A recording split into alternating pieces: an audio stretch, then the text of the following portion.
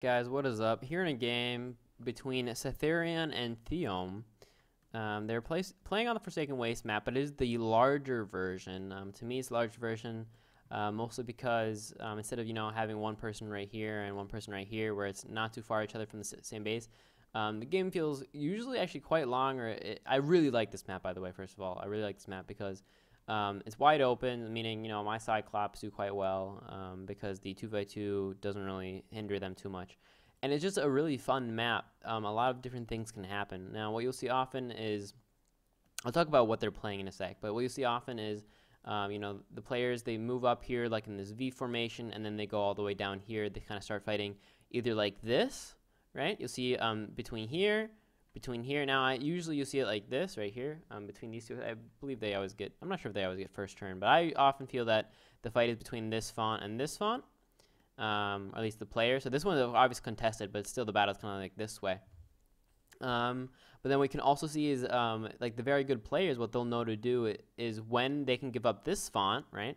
But instead they'll go for this one then. So that's what you'll see really interestingly, right? So they'll be like, hey, so you have like, between these two choices, kind of like this triangle here, is where it's fought over. So then you can either give up this font, but then you contest this one. So then there's still, it's still 2-2. Or you do it the exact opposite. You go here, and then it's here, these two, and these two. So it's very interesting. And then obviously, if you're a more aggressive theme, then you want to go maybe down here, so that from here you can also contest over here and contest here. While if you're more defensive, you might want to kind of just funnel all your people in one for one font. That's why if you're defensive, I think you want to funnel it down here. If you're more aggressive, you kind of want to open it up more. So you can get quick kills and maybe get the font or keep moving forwards, kind of so to say. Now let's go into what they're both playing. Satherion, I think this is an alt. I think I remember him talking before, and he does play a different on a different account as well. But right now he's playing Elementals in just Shatter Peak, so full faction. That's pretty awesome. What is this? Arroy Eye. So I play Elementals too. Now he does have the Peaks due and the Rock Charger War Beast, so that's what I have as well in my deck. But now what I do not have is this Arroyo Eye. Cool champion, and then it has Soul Tap, it has Replicate, which is also really fun. But it does not have any type of regeneration like the Slags do, right? So once these champions split, the only way to kind of regenerate is by, outside sources, or spells, something like that. Outside sources, so to say. I don't think Soul Tap heals. It is, wait. No, you're getting Nora. So no way of it healing itself. So they're going to now contest these fonts. Now, two very slow champions here. These Earth Golems are lumbering. There you saw the split go off. So yeah, lumbering is makes them very slow. Lumbering, but it's 59 Nora for 61 HP. So, and only 5 speed. So this is an extremely slow champion, but it's really just a meat shield, a giant roadblock for the enemy. I'm not sure why you deployed this Earth Golem up here. This takes so long. This Earth Golem, by the time it gets down here to the fight, it's going to be like 4 turns, and you really do not want to have to waste the time of of a champion doing that. But whatever. He'll get there when he gets there. Anyway, and then we have this Arroyo Eye. So it is a elemental, which is nice. Gains, so you can put the gift on him, and that will heal the Arroy Eye, so they can heal up better for the Replicate. And why did you not play it on him? So yeah, right now he has the regeneration on the War Beast from the Peaks Dew, who can give the gift. That's pretty nice, just because the War Beast is naturally quite tanky with a tough, so he's at 4 defense basically right now. So he can get hit and heal basically up. So it's very hard to kill the War Beast with that regen. But yeah, no, also a pretty good combo here if you can get these guys healed. So we already saw this 1-to-1, or even better than 1-to-1 HP ratio to Nora. So usually a pretty good way of seeing if the champion is kind of like what it's gonna do. Like if it has a 1-to-1 HP to Nora ratio, it usually won't have too many fancy spells, just because that would be a little bit too strong, right? If you had a champion that was that efficient in that you could kill it, and every piece of Nora is worth its HP, this is very efficient.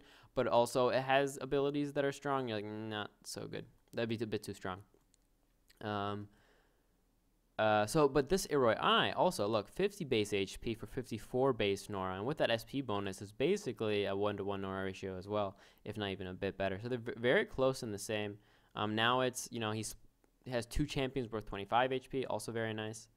And now what's also nice is now they can both hit, right? So now instead of just getting sort of say 4 AP a turn, they're kind of getting 8, right? You can hit with both of these guys. So he's gonna be doing 16 damage if he hits with both. So every time he splits, of course he's gonna become more vulnerable to AoEs, such as no AoEs here. But he'll become more vulnerable to AoEs, but he'll also kind of be doubling his damage and his AP gain in a way, which is nice. Now we do have already 37 HP only on that War Beast. Did take quite a bit from the Magnus the Fallen. See, how much damage did he take here? 6. What was that? What did he get? I think it was an Essence Drain. I wasn't watching. I keep getting distracted. I'm sorry. Where is it? Shouldn't have been right here.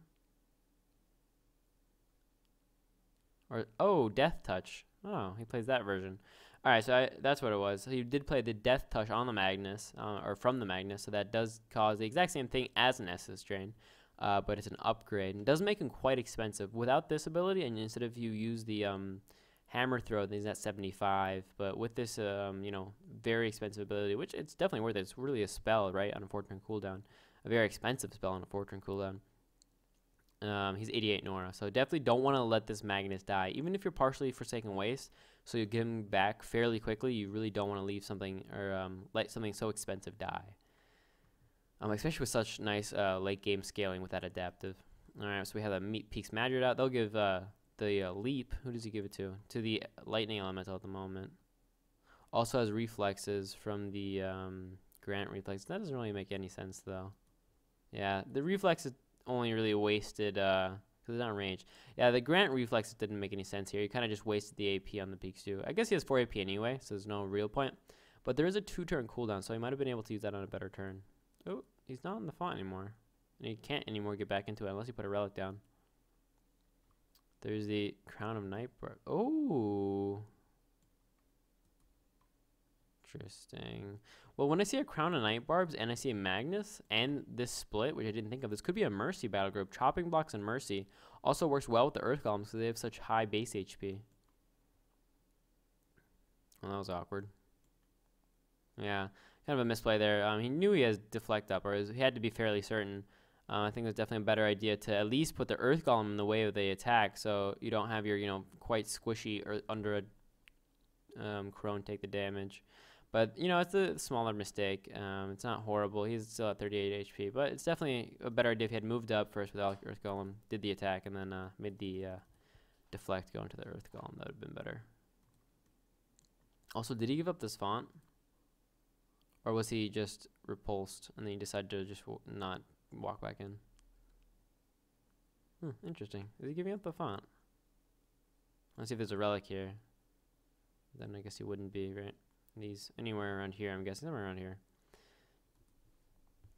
So that Peaks Magic. So Peaks Magic can hit over here. What's really nice is we have, yeah, quite a lot of non-physical or magical damage. So of course the Dew won't be able to deal damage to the Earth Elemental or Earth Golem, sorry. But all of these champions, these 4 guys, will all be able to deal damage to the Earth Golem. And there we saw the regen actually go over to the Arroy Eye. So that's actually really cool. Oh, yeah, he gave up the font, and now the Lightning Elemental is chilling. Alright, so there's 8 damage dealt from the Lightning Elemental, who does have mobility, so he can actually, he's actually already doing aura to both. So there's another 6. And that healing, or the extra rock defense is actually going up on both of them, so they both now have 15 damage, quite a lot. But, you know, they're taking the damage, or they're, you know, taking stuff. Oh, there's a leap. Oh, he has base leap. Or upgrade leap, I guess. I did upgrade charge. I played charge instead of leap. Yeah, so he can now attack the Magnus once if he wants. Because of the Zemi ability, that does give him mobility, exactly. Elemental Zephyr does give him mobility. But yeah, he can auto attack the Magnus once or basic attack. Now, like we said, the Peaks Dew can't deal damage to either of these. But he can go for it, exactly. He can go for the Undead Crone. That's what he's probably going to do. Just go hit the Crone once and run away. He doesn't want to get double tapped. He's in double tap range from this Earth Golem. So yeah, now he moved the other way. And no, I'm not sure if we really need to do a tidal wave though. That was kind of useless. He only dealt the damage to the Undead Crone. Yeah, but nice amount of early damage right now, right? So this Earth Golem, let's see. These two Earth Golems plus the Undead Crone, they might be able to kill this Lightning Elemental. He does have evasive, but let's see. He moves in 2, that's 15, 15, 15, minus. All right, so that's 28 from him. 28 plus another 14 is 32? No, 42, sorry. And then plus a hit from the Undead Crone. Yeah, so that's, oh, that's actually a tiny bit off because he has 1 armor. I think it's like 1 HP off. I think 14, 14, 14. Yeah. 42 plus 7. Oh, never mind. Plus 7. Oh, math, don't betray me now. I think he has a kill. It's very close. And even if he doesn't, he just needs a very small, yeah, he does. Yeah, good. The Ended Crone can just move as long as he does not attack from range. No, evasive. Oh, he can double tap. It's a bit of a waste, though. I shouldn't have done that. If he had gotten into range and attack, then he wouldn't have wasted the AP. He would still have the AP on the Crone. So he wasted AP there. But it's fine. He got the kill, so that's fine. And I doubt that any of his champions will get, or any of the champions from Satherion will actually get this Nora Globe. Now, so Satherion does get one of his champions killed, but it's still, look at the champions on the board. It's 1, 2, 3, 4, 5, 6. Ooh, that was an amazing heal. That was a very good heal, though. 1, 2, 3, 4, 5, 6 versus 1, 2, 3, 4, 5, 6. So it's 6 versus 6. But it's, 2 fonts versus 3. Now, if we, compare the value of the champions on the board, I would say the Magnus is very, has a lot of value. And these champions are about average, about the same. We do have the equip on the War Beast. See, is this guy dead, though? That could be dead. It's very close. He has a hit over here. No, he stays alive with 13 HP at the moment. Now, of course, physical damage will not deal anything because of the immunity. That means the Rock Charger War Beast cannot do anything either. He could have actually maybe moved in and used the Invoke first, just so that these guys get the extra 4 damage. Then he might have gotten the kill, actually. Might have done that a bit too quickly. But that would be a pretty hard play to see, right? To move this guy up 3, move these guys down 1, all these guys down 1, and then do it. Yeah, so like I was saying, there's a few ways to play elementals in Shatter Peaks. Now, I play full just the, genies. These, Peaks, Marid, and that kind of stuff. And then you can also play, a mix like he's doing, where he's playing half genies, half Arroyo. But then you can also play just Arroyo, where you, focus on Dead Magic Zone. So, and like Forsaken Waste Spirits. So a very cool combination in Poxnora, where you can have these, little nuanced like changes. Alright, so this is a Marid. In folklore, these are pretty awesome. They're genies and they're really strong. I just read these guys in a book, so they're kind of cool. Peak Stew. Yeah, this Peak Stew is kind of being a little bit useless, though. I mean, he dealt some damage. He dealt 12, but other than that, he's 478 Nora. Kind of want to be doing a little bit more. If he was over here maybe more, then he could, attack these guys and give the regeneration over to the War Beast. Now, the regeneration on this Oreo Eye is doing quite well, though, just because after he replicates, he'll have another one, right? He'll have 2 more. So regen on the Arroyo Eye is definitely not a horrible, champion to put it on either. But it might be worth it really just to put on the War Beast, because you kind of want these guys to die more than you want the War Beast to die. War Beast has just so much value with the Invoke. I don't know, it's pretty close though, because Replicate is very awesome too. What was that? So when an enemy champion comes into play, this unit loses 3 HP, and a Rift Spirit without upgrades is summoned to an adjacent space. Ooh, that's pretty strong. He just gained 12 HP of stats. 430 Nora, right? Not bad. Might have been a bit too close with Zero Axe and get killed quite quickly. If we played it back here more, it'd be safer. And you can kind of just keep pooping out these Rift Spirits that can, chill. What was that? What was that? Why did I'll take damage. Ooh, Yeah, definitely, definitely desecration. Yeah, this is definitely to me at least, this is definitely a chopping block slash um mercy deck.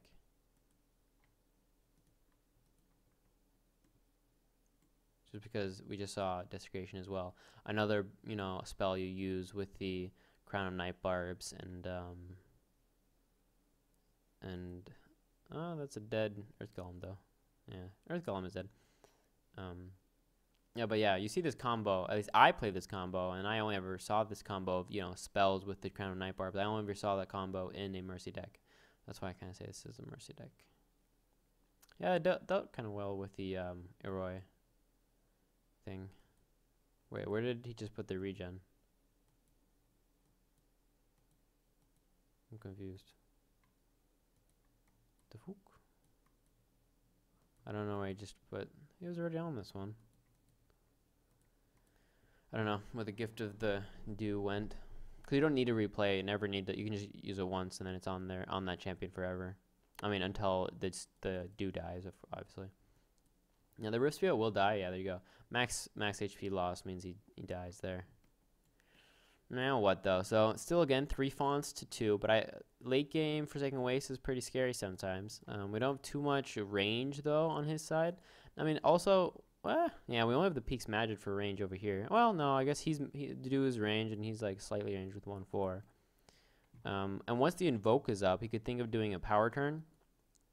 But Mercy decks are quite strong. So it's a little dangerous. Also with the Librarian, you can reduce the Nora gain. And I just have this stale though. Like I was saying before, I was talking about this map, and this map can end up in so many different ways. You can have a very long drawn out game where it just moves all the way down.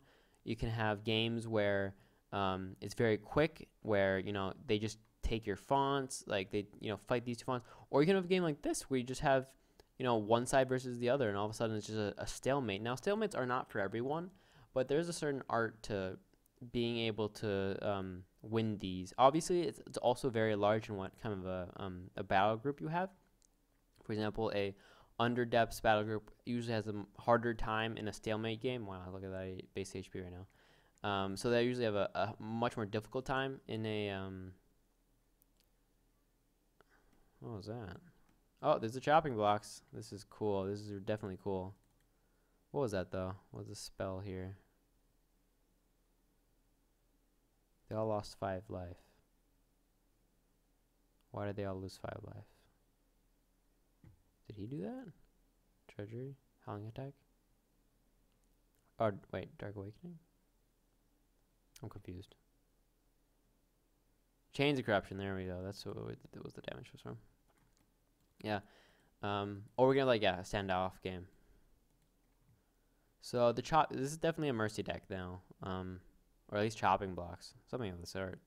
But yeah, we already have six stacks on the Librarian, meaning -2 Nora. He went in with the Chains of Corruption, meaning the Shade Striker can't move in, the Eroi Eye can't hit anything, and this Peaks Madrid can only hit the 72 HP. He's like, that tickled me. Like, this is still a higher HP than most champions' base HP. Like, base. Look at this. This is an extremely tanky champion. One of the most tanky champions in SP. And its base HP is still lower than what this champion is after getting hit once. That's pretty funny. Alright, he's gonna... Yeah, there's the bolt moving him over. The aura will now hit all of these guys. He can also use a nice invoke. No, he's just gonna basic attack. That's fine. But yeah, this... Wait. Oh, so the Whirling Quarry came out to kill the chopping block. Now, I mean, a chopping block is pretty cheap. I think it's like 20 Nora. So you're not... I mean, it is kind of the crutch of the battle group, but it is also not too expensive, right? So 20 Nora Relic, you're like, whatever. It'll come up within 5 turns or 4 or something like that. This Earth Golem, though. He's chilling. Yeah, no, I'm guessing this War Beast is dead. And even with the reflexes, I'm pretty sure he's dead. We have the Magnus the Fallen that can, I think, use the Death Touch again. It's been 4 turns. Is he in range? 1, 2, 3. Yeah, so this Elemental is in range of the Death Touch. You might want to go back one. Is he then in range? It's 5 spaces. 1, 2, 3. Ah, he's on range right now because it's 5 spaces for Death Touch. So, but if there's any type of AP gain for the Fallen, then he can actually Death Touch the Elemental. So I'm guessing War Beast is dead, pretty sure no matter what. But I'm wondering if the Death Touch can go onto this Elemental and kill it as well. Now, even though I play Elementals myself, I'm kind of rooting for this deck just because it's such an interesting deck to see. This Mercy / Shopping Blocks deck is very interesting.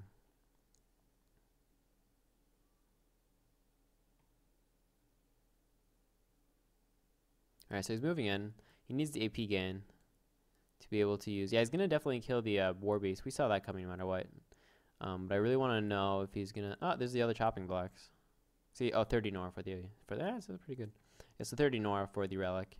So War Beast will die the chopping blocks no matter what. But now, can he kill something else like the Elemental? He needs 1 AP gain on the Magnus to be able to use the Death Touch. What gives 1 AP? Nothing. Not that I mean, drive, obviously, but... Oh, he died. What did he die to? Crown of Night Barbs. But what spell was used? Mercy. Ah, so Mercy was used. There you go. So it is a Mercy deck. Meaning he's going to come back, but a lot of AP, or sorry, Nora was gained by Theom. So that was a Mercy deck, or it is a Mercy deck. So that's really cool. Yeah, so War Beast will come back. But it'll come back at 25% health, or sorry, at 20 health, and then hopefully, you know, the intentions are that the chopping block takes. So that's kind of the whole idea of this battle group. You have the chopping blocks that, you know, get rid of things that are at low base HP, and then you use Mercy on their low base HP champions, or sorry, on their dying champions to give you tons of Nora, and then they just die to the chopping block, so they don't gain the bonus of getting the champion back. It's very cool. He gained tons of Nora there too. Yeah, there's the War Beast back out. Yeah, but this is probably one of the hardest battle groups to play. Also, a very interesting take on it. I find the one I play is basically just, you know, meta champions in IS and or Forsaken Waste. But how he's playing a bit more of a stall. He's like saying, hey, I'm playing these Earth Golems with very high base HP, so they never get hit. Basically, they never get hit by these chopping blocks. This is very normal though, the Priest of Valor, because you want that Gift of Scrying, because you want your reveals a bit more than normal decks. This is a very good idea, Stitch, because you're playing a lot of spells, so the Nora Hex will come in handy. Death Touch, this is also a good champion, but I think you would want to play the 75 Nora 1. Adaptive is good, but I don't know, I think you would want to play that. Just him being so expensive. You want to keep playing spells. I'm not sure if you really want to play 88 Nora champion. It's maybe a bit too much. Impassioned. Is your shrine ever at half HP? I guess if he plays a lot of protect the thingy. Well, you're not getting anything lower than 1 HP. Well, he'll die the aura anyway, right? And he would have died to the aura of the lightning elemental. There's no reason in attacking that. Oh well. Yeah, no, it's still Satherion's game though. He has a lot of champions on the board right now. It's 1, 2, 3, 4, 5 versus 1, 2, 3, 4, 5, 6. No, another one. Oh, the chopping blocks dies again. Wow, he plays 2 chopping blocks. Or sorry, two whirling cores with Seisms. This was a nice counter. 1, 2, 3, 4, 5, 6, 7, 8, 9, 10. This is 1, 2, 3, 4. So yeah, definitely lead for Satherion. That Shattered Peaks, you know, champion gain is very strong. They just keep pooping out champs. Does run away with the Riftwalker though. It's kind of surprising. Yeah, so I don't know. Yeah, his deck is really hard to play. This deck from Theom. This is basically the hardest deck in the game. It's just extremely hard because you have to consistently get kills with Mercy so that you get the Nora lead. But you have this really weird combo that gives you Nora, but then again you're using spells to get the kills, so why not just get the kill and then not get Nora? You know, it's the same deal. So you're using the Crown of Night Barb to heal you up, but then they're just so weird. It's just a weird deck. It was really fun though to watch. I'm really sad that the chopping blocks never got to go. What was that? There was the another chains of corruption used again. So let's see, he's at 11 health right now. He can still basic attack with Librarian if he wants. The slam, alright. He can hit the Peak's Dew if he wants. And these guys are lumbering at the moment. Meaning they won't hit any of these more essential champions. Obviously the tank you don't really care about too much, at least not as much as the supports or damage dealers. Yeah, you can hit once with the Librarian like I was saying. Oh, 1 health. That's sad. Invulnerable magical. Leave me at 1 health. Dropping block would be nice here, wouldn't it? That's too bad.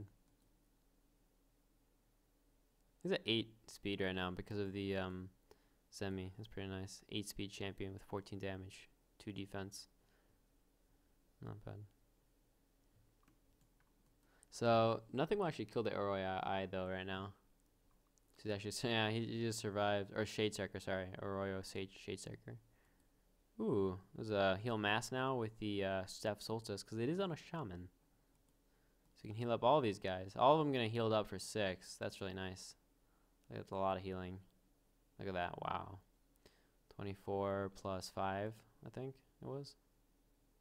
31 HP healing. Yeah. And like I was saying, you need to keep getting kills every turn with this battle group. Every turn you need to get a kill with Mercy or like do something. Because you're definitely not going to get the lead in champions. At least not against Shatter Peaks. Shatter Peaks just poops out champions like no other faction. They just especially if they have 3 fonts. If Shatter Peaks get 3 fonts, even 2, like Shatter Peaks get 2 or 3 fonts, they will overrun you like heck. Like they'll just keep every turn they're going to have a champion to deploy just because they have so much Nora gain.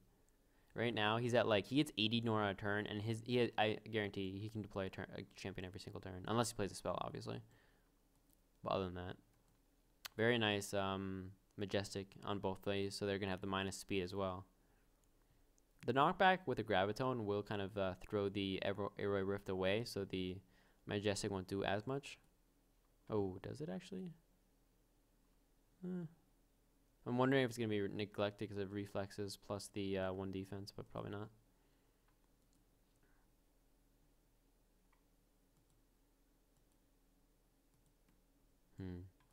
Yeah, kind of sad, like I said, that the both chopping, like if both chopping blocks were up right now, they'd just be like 10 damage a turn on everything over here, or at least on all champions that are low.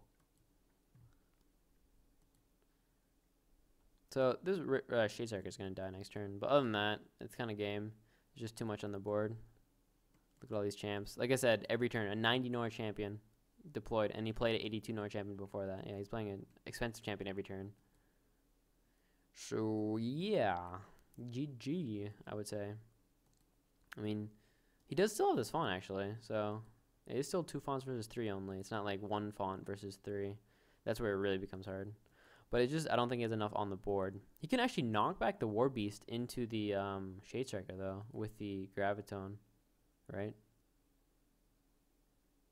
Because I think it will hit down. I'm not sure. Either hit this way or this way. It might hit this way. I always forget the knockback chart. But if it does, he can knock back the War Beast into the Shade Striker, and they'll do quite a bit of damage. So first hit the Riftwalker away so you don't get awestruck, and then hit the War Beast into the Shade Striker. And then you get to kill them both. And oh no, it's the wrong way. Never mind. Never mind. He thought about it as well. He's like, wait, is it the right knockback? Nope, it's not. Also, these champions won't get knocked back because they are unstoppable. So they're immune to knockback. He should have, though, first hit the Riftwalker away before he attacked. Because now he did deal less damage. So that awestruck. Yeah.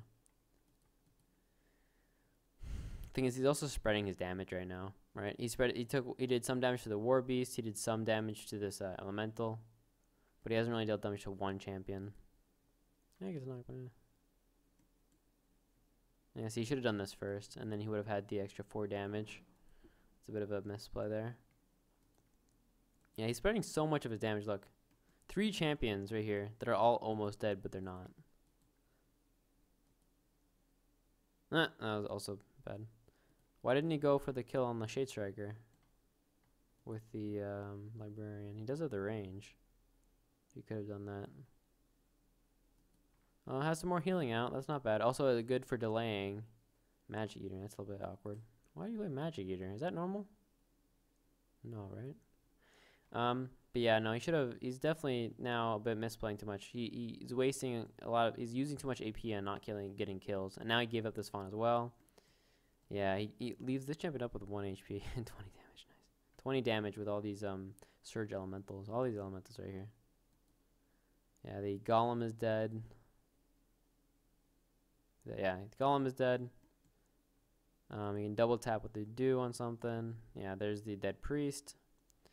And yeah, now he's just gonna keep going forwards. He's basically won the game now. I mean, he won it before, but nail in the coffin. Knockback here might be nice as well. I'm not sure. All right. Well, GG. Well played.